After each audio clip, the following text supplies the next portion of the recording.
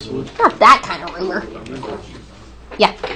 All right. Let's just get down to this. First of all, you can have three kind of answers when you do the quadratic formula. So you'll either have one real answer, two real answers, or you'll have no real answers.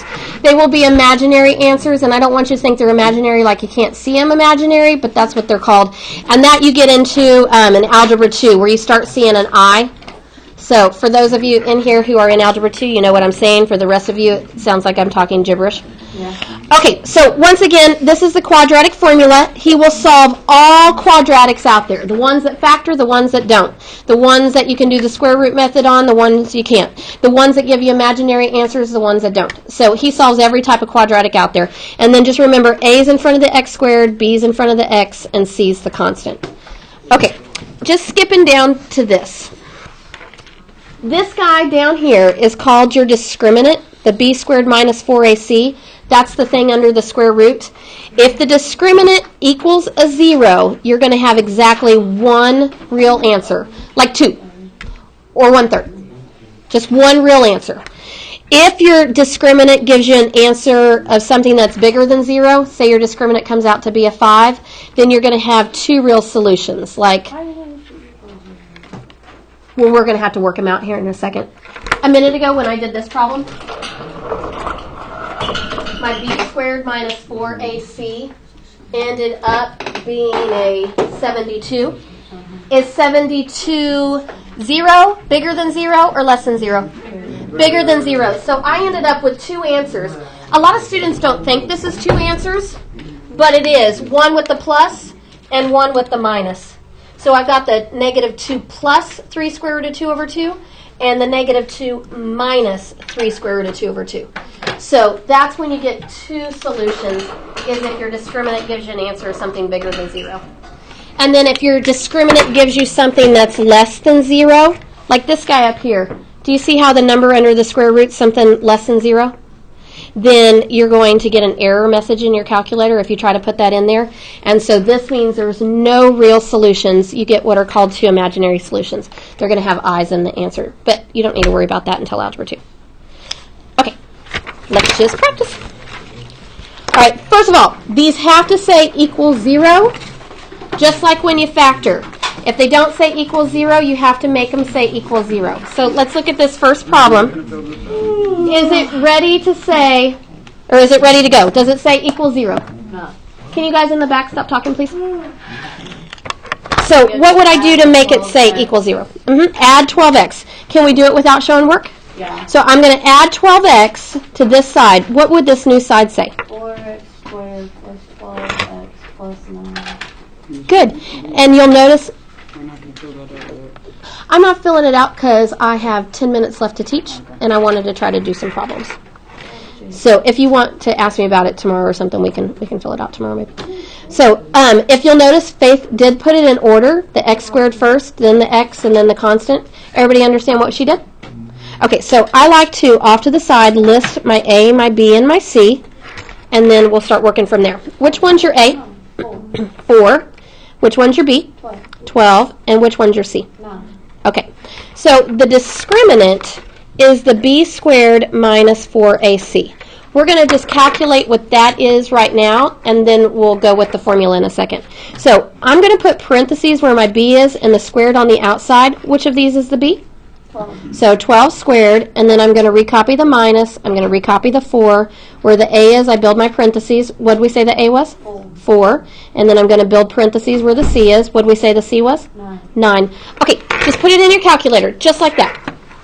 And let's see what we get.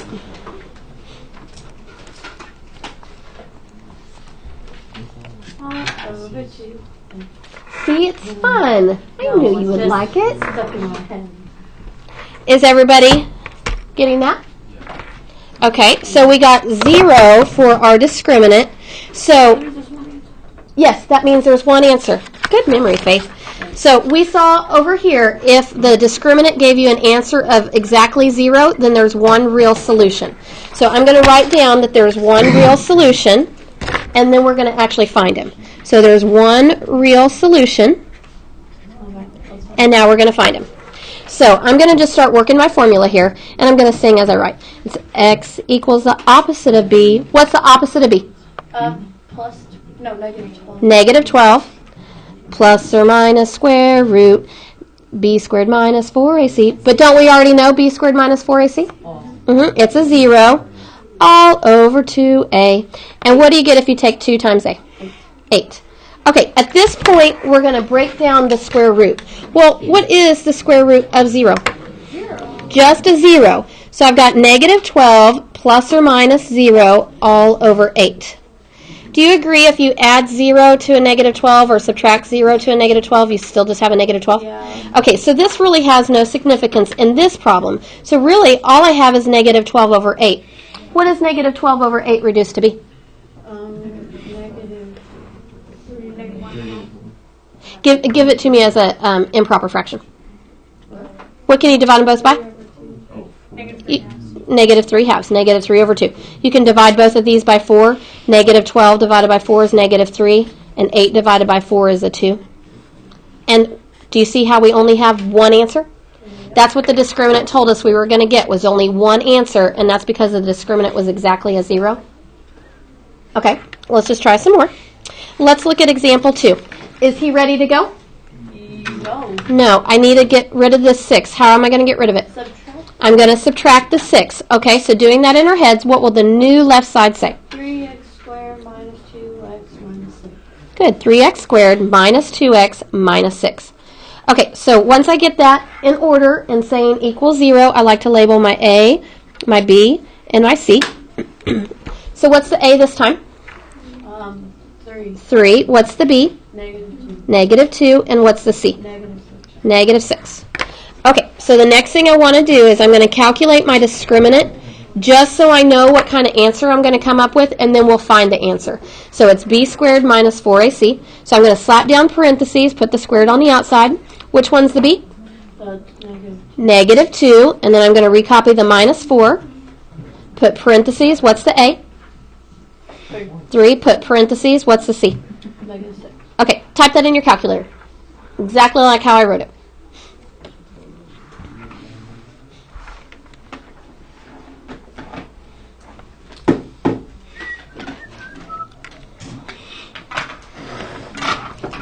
You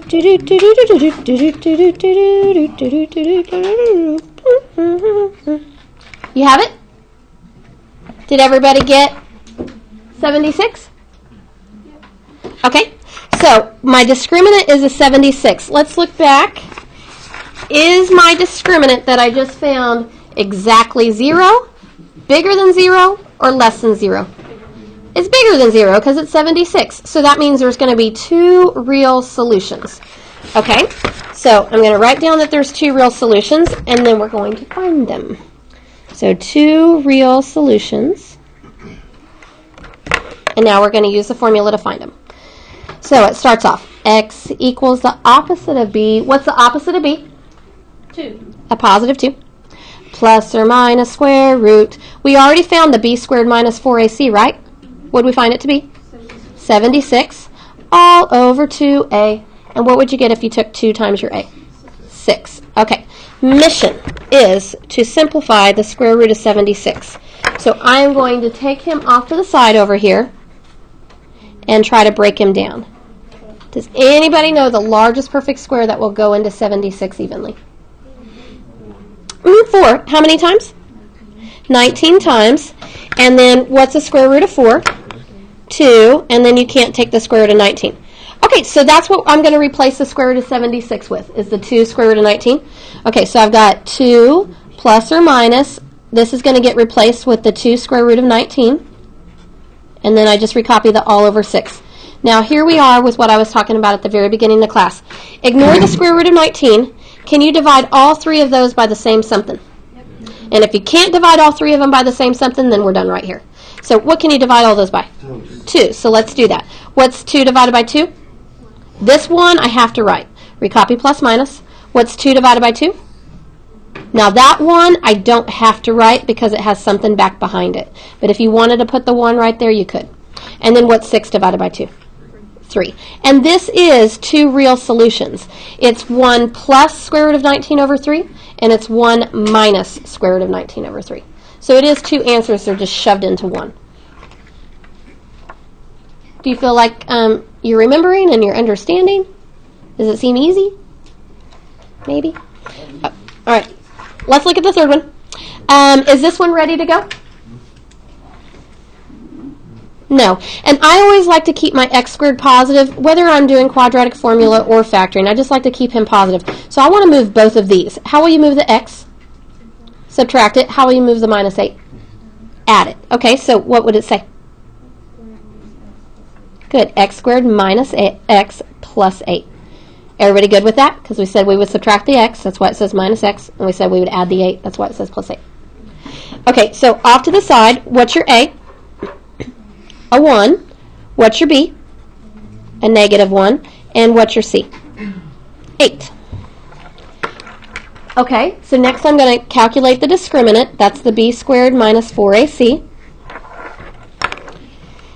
And I'm going to slap my parentheses down where the b is, put the squared on the outside. What's the b? Negative 1. I'm going to recopy the minus 4. Where the a is, I'll slap down the parentheses. What's the a? 1. Where the c is, I'll slap down the parentheses. What's the c? 8. Okay, take a second and calculate that.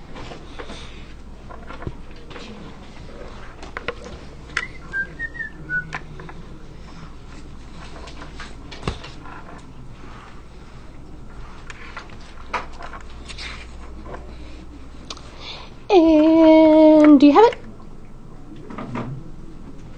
What is it? Negative 31. Okay, let me flip back for a second. That's the discriminant. Did I get a discriminant that was exactly 0, greater than 0, or less than 0? Less than 0, because negative 31 is less than 0. That means there's no real solution. They're imaginary solutions. So for our class, we are going to write that there's no real solutions. And we're going to stop right there because that's what the answer would end up being. In Algebra 2, you would keep on working it out and you get an answer that had an I in it. But for right now, that is the solution that we're going to write. So if you end up with your discriminant being a negative number, you can stop right there and know that there's no real solutions. Okay, I'm going to try to do one more with you and then maybe give you a couple to try on your own. And then tomorrow I want to practice on whiteboards. Okay, let's flip. This is page 17 and I want to try number 3. All right, so looking at number 3, is it ready to go? Yep. It is, yay! It says equals 0, the left side's in order. So what's our a?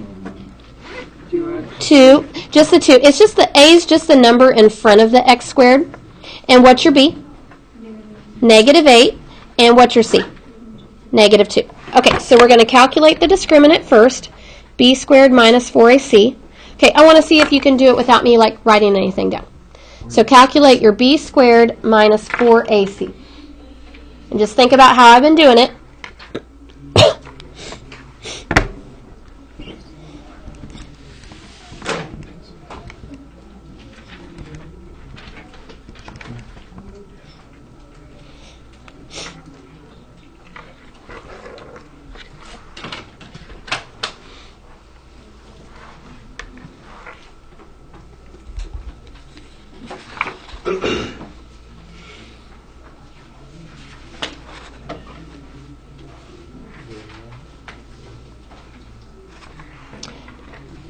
Okay, what do you have?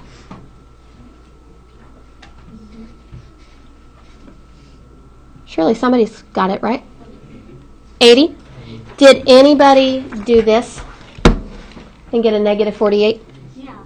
Okay, you have to put the parentheses around the negative 8.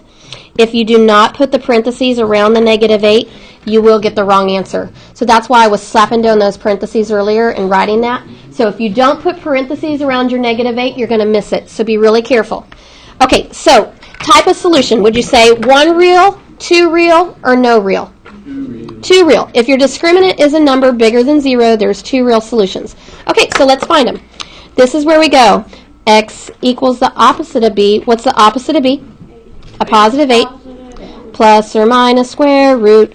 We already found b squared minus 4ac. What was that? 80 all over 2a. What's 2 times a? 4. 4. Okay, I need to break down the square root of 80. So I'm going to do that off to the side here. Does anybody know the largest perfect square that goes into that? 16. How many times? 5. And then what's the square root of 16? 4. You can't take the square root of 5, so that recopies. Okay, I'm going to replace the square root of 80 with that 4 square root of 5. Okay, so I'm going to recopy the x equals 8. I'm going to recopy the plus minus, but I'm going to replace the square root of 80 with the 4 square root of 5. And then I'm going to recopy the all over 4. So, looking at all three of those guys, can they all be divided by the same something? 4. It's all or nothing. So, if I divide the 8 by 4, I get 2. If I divide the 4 by 4, I get 1. I can write the 1 or not. And if I divide the 4 by 4, I get 1. And I could put all over 1, or I could just stop right there. And those are my two answers. 2 plus square root of 5, 2 minus square root of 5. Hang on this page 18, I want you to try 7 and 8. It's two problems. It's page 18. Try number 7 and number 8. And then tomorrow we'll practice some more as well. But I want you to try 2 and see if you can get them. I will sure try to remind us in the reminder. Remind myself to send a reminder.